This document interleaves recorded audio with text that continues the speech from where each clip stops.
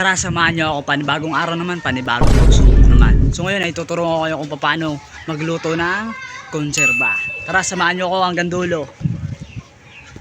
Una, ilalagay natin yung karaha at makikita nyo dito na may natunaw na nga na asukal sa karaha kasi nga nauna na ako lumuto ng kote. Ngayon naman ay ilalagay naman natin ng tubig. Kunti lang nga ilalagay natin kasi kunti lang yung pili. Kaya tatansyahin na lang natin. Ngayon naman ay ilalagay naman natin ng tamis kasi nga ito ay nagpupalasa dito at tutunawin nga natin. At sumunod naman nga ilalagay naman natin ng tamis yung matigas na nga kasi yung una ay natural lang nga yun. Siyempre gagamitan natin ng minipan para lumakas yung baga at 3 pindot nga para lumakas yung apoy. Kaya ngayon ay nagsimula na uminit, kaya ngayon naghihintay na lang ako na matunaw ito. Kaya habang naghihintay ako na matunaw ang tamis ay nanood muna akong TV. Ngayon naman ay natunaw na kaya ihahain ko na ito.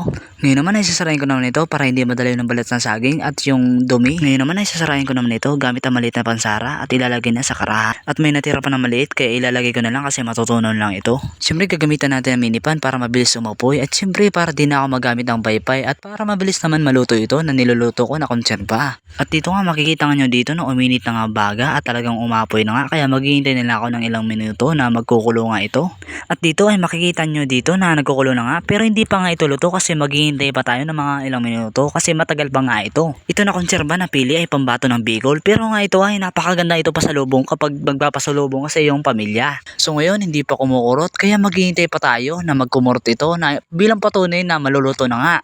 At ngayon ay unti-unti na siya na kumukurot kaya naamoy-amoy ko na nga yung lasa niya. At ngayon naman ay pwede na natin lagyan ng vanilya. Ito nga na vanilya ay pampaamoy ito, hindi ito pampalasa kundi pampaamoy lang. At pagkatapos malagyan ng vanilya ay halo-haloin ko na nga para nga maamoy talaga ng grabe yung vanilya. At makalipas ang ilang minuto ay maluluto na nga. Kunting minuto na lang nga o segundo na lang nga maluluto na nga ito. Kaya ngayon ay talagang lutong-luto na nga. Pwede ko na nga ito hainin. At ngayon mga lods ay nalagay ko na nga. Pasensya na mga lods kung hindi ko na video ang paglagay ko kasi nga walang magbibideo sa akin. So ngayon titikman na natin kung talagang okay yung pakagawa natin.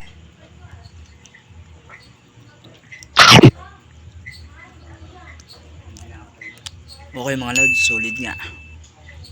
Kaya paalam mga lods.